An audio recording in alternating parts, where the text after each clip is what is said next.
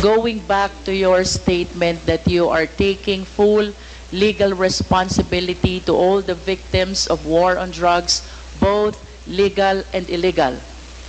It is my humble submission, Mr. Chair, that the former president can be considered liable for all these crimes under the theory of conspiracy by being a principal by inducement.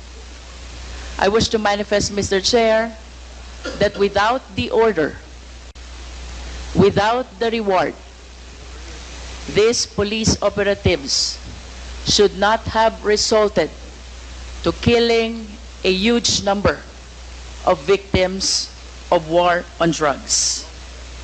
Beg to disagree with your premise, ma'am. I understand, Mr. President, but that is a manifestation. Yes, but you Thank know, you, if Mr. police is President. supposed to do his duty.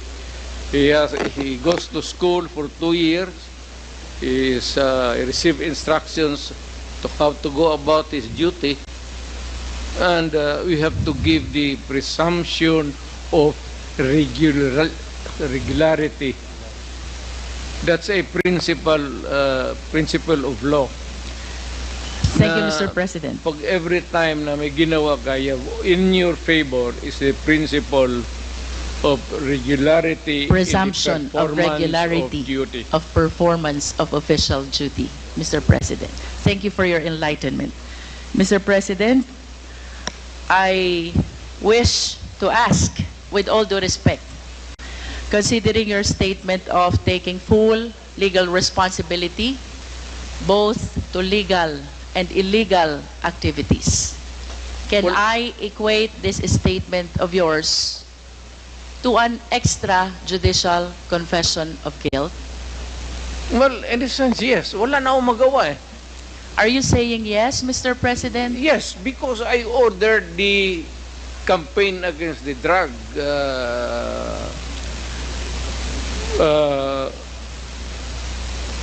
syndicates. At kung anong ginawa nila, whether illegal or not, it was ako ang nag-utos. In that sense, I take that responsibility of their actions. Wala akong magawa eh. Commander ako, nag-utos ako. Puntahan ninyo yan.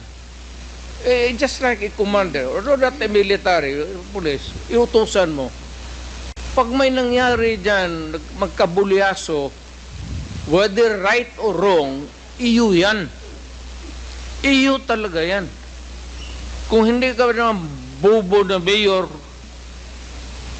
hindi mo iwanan yung tao na inutusan mo.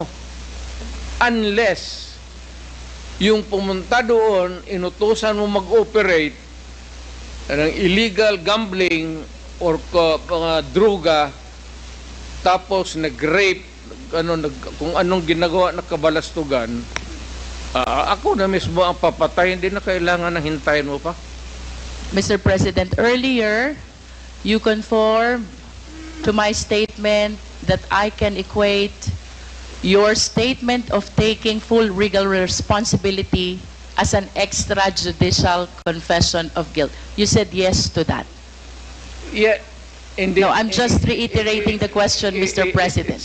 It's not about guilt or a wrong. What I'm saying is that yung lahat ng inutusan ko yung war against drugs, o yung isang platoon dyan o isang batalyon, kung ano yung ginagawa nila, I take full responsibility for that. Mr. President, you are surrounded by, I believe, 4 lawyers. Hindi ko na kailangan, ma'am. Because you are a lawyer yourself. I can take of myself. I can take care of myself. And of course, you understand the elements of an extrajudicial confession. Yes. You confirm that you are of sound mind. And not only that, body Yes. as well. You confirm that your statement is voluntary. Yes. And of course, you confirm that you understand the consequences of your extrajudicial confession. Hindi naman alam kung hindi naman ito korte. So, I understand, Mr. President. That's why we call it extrajudicial confession. It is not a confession, it is a statement coming from the mouth of a mayor or a president at that time. It is not a confession. You are characterizing the word. Mali, ma'am. The only one, Do not characterize that as a wrong. Mr. President, Policy yan. the only one that is missing among these elements is that it should be in writing.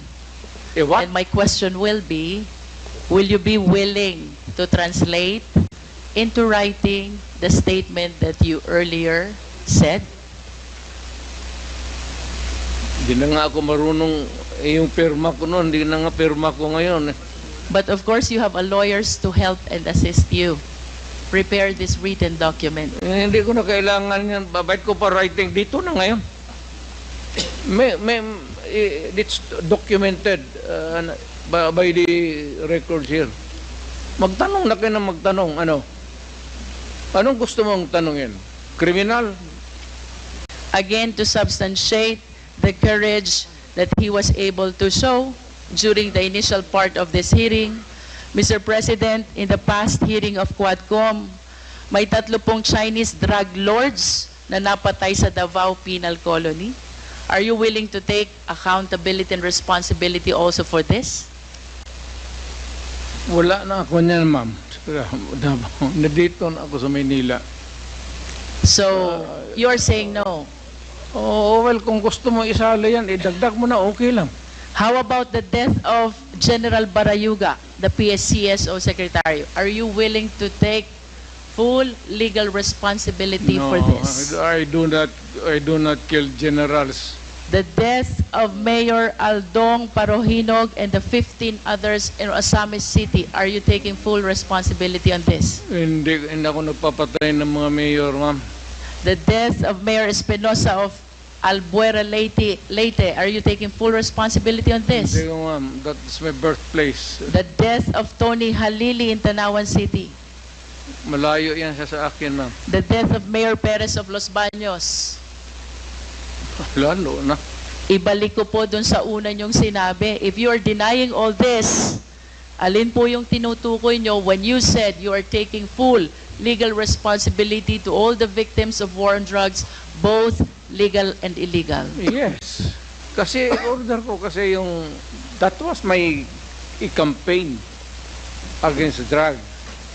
Na yung, alam mo, maraming istasyon, maraming pulis.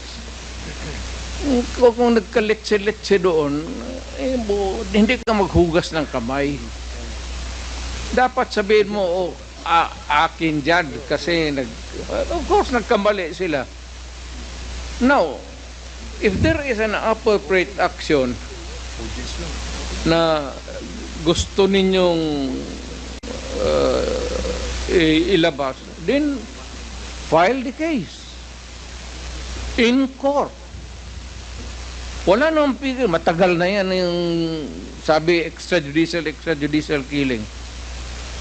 I am challenging anybody or everybody who makes the accusation, whether it is really true or not, it may be true, file the case in court because may korte tayo. And even if I will admit na totoo yan, you have to go to court because I will make the admission there again. Are you saying, Mr. President, that when you go to court, you're willing to admit also your accountability for all the deaths during the war on drugs? Of course, may abogado man ako, ma'am. Kung ano sabihin ng abogado ko, sunod ako. I hope that everything that you said before the Quad can be reduced in writing so that truly we can believe that you're taking full legal responsibility to all the victims of war on drugs, both legal and illegal, because as lawyers we believe that by extrajudicial confession, we have to put that in writing, Mr. President. Totoo yan, ma'am. I order the campaign against drugs. Hindi ako it's a policy of government or of the president. Hindi ako maghugas ng kamay. Hindi ako magsabi, hindi, kasi yung department, hindi, akin yun. Mr. President, last question. If one of these days the ICC will come, will you voluntarily submit yourself? Sipain ko pa sila, ma'am. But you said a while ago that if somebody will sponsor your fare to the ICC, you will voluntarily submit yourself to their investigation and jurisdiction. Yes. Pero kung sila magpunta dito, sipain ko. But will you confirm that you are willing to submit Oh. voluntarily yourself to ICC? Punta ko doon, sipain ko rin sila.